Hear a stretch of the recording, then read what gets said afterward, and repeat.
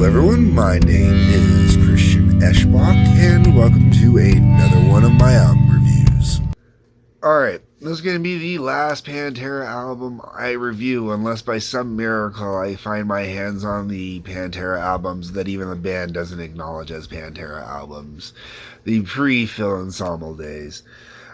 This is the best of Pantera Far Beyond the Great Southern Cowboys Vulgar Hits. Mouthful. Alright, so this album,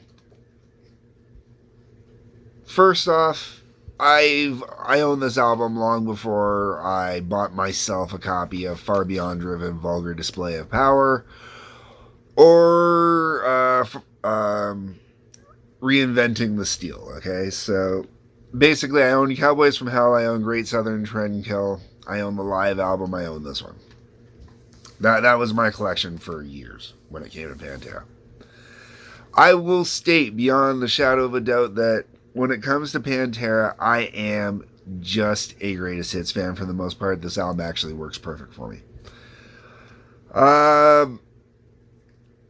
I'm just going to blast through the songs. There's only 3 songs on here I actually want to talk about in any degree.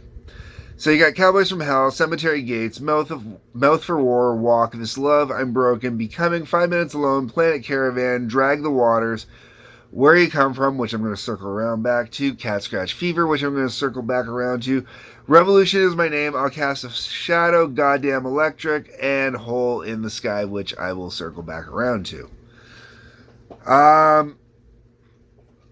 I do think there is one song missing off here that should be on here, but that's actually part of when I do my Pantera rap party. Yes, that is already in the works, already being planned, already being scripted out, the Pantera rap party. So this is the last thing I do before you get to that. Now, getting back to those songs, Where You Come From. On here, it is marked in brackets as being live. It sounds like it's just a studio cut, like specifically the studio cut that was on the live album, and whoever put this together wasn't paying attention on the back and thought it was a live track. I'm not sure why that error was made. Now, I do enjoy Where You Come From, and it's a shame that it's actually not a live rendition on here, because if it was a live rendition on here and they had a studio rendition on the live one, that would be extra cool. That being said, when it comes to the 2 studio albums that were on the live album, I've already talked about that. Where You Come From is great inclusion in here. Then you get Cat Scratch Fever. I believe I've done this one as well before, because I believe I've covered the Detroit Rock City movie soundtrack. Correction if I'm wrong. Continue if I'm right. Okay. So that being said, this is them covering Ted Nugent's Cat Scratch Fever, and I think it is a brilliant cover of the song. I really like the way they do it. I know Ted Nugent has talked some crap about the way they do it. I don't really give a crap what Ted has to say about this one. Sometimes Ted just runs his mouth off so Ted can hear Ted talk, because that is what Ted loves the most, is Ted. Anyways, brilliant cover. Moving on.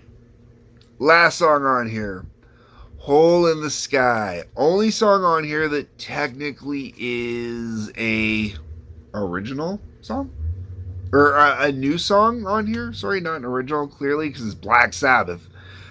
And if I remember correctly, what the story behind this one is, there was actually talk of Pantera doing a full-on proper Black Sabbath cover album. I don't know if they were going to do a specific album or if they were going to do a mix of covers. And this is something I'm going to talk about heavy in my Pantera rap party, so you'll have to catch that. Here I'm just going to lightly brush on. Throughout the discussion, what they ended up doing is they recorded a cover of Hole in the Sky and Electric Funeral. Electric Funeral went on to NIB2, which I do know for a fact I have absolutely covered. and Hole in the Sky went here. Now, this album, the other reason I'm going to cover this album is this album kind of represents a shift in the music industry. And something I've never talked about before when it comes to some of the older bands in the music industry. There was a big shift because this album would have been released, what was it, 2003-ish? And you're looking at, this is post-Napster. This is a post-Napster release, and all it is greatest hits. So you have to find a way to sell this album to get people to come and pick it up. Well, you know what you add to it, and then you only have to increase the price by like $2 to justify it. You add in a bonus disc of DVDs with all the music videos from this time period. Albums that I have covered where this has come up, this is obviously one. Biff Naked's Essentially Naked is the same thing. It's got the CD in there because it was released in a post-download Napster world. And then Rob Zombie's Past, Present, and Future also. Same situation there too. So, when it comes to all of that, this is why you get all the music videos on here. And then there's also a few on here that were thrown in, I think, that were off of live DVDs or whatnot. I'm not 100% sure. I didn't own any of the Pantera music video stuff. Because, yeah, you could go out and you could actually buy collections back in the day of music videos on VHS and get it that way. Well, this is a good way to replace that, too, with a lot of them. So you didn't have to rebuy some of them.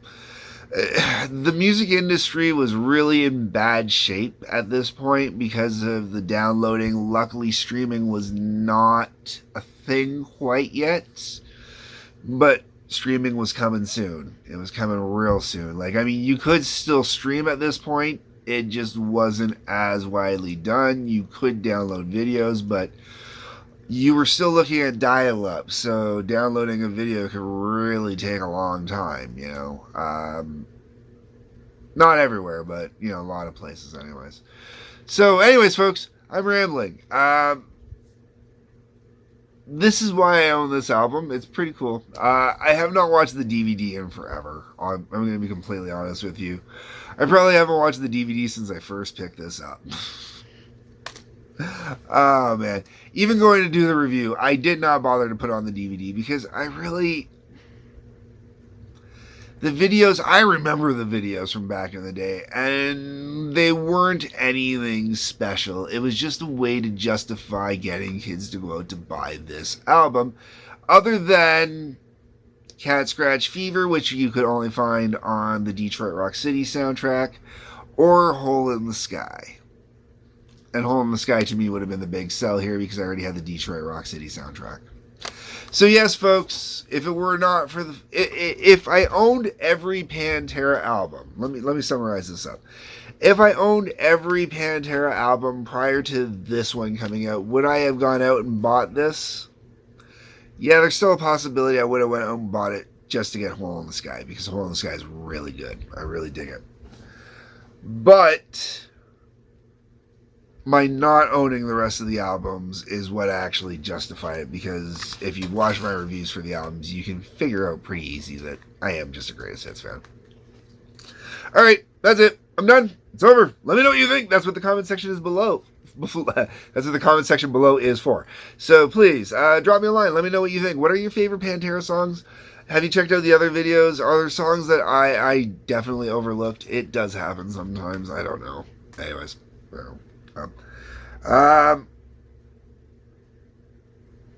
Like button, subscribe button, bell for notifications. There is a join and follow button if you're on Rumble. Locals, eventually this video might end up there. Peace, love, take care.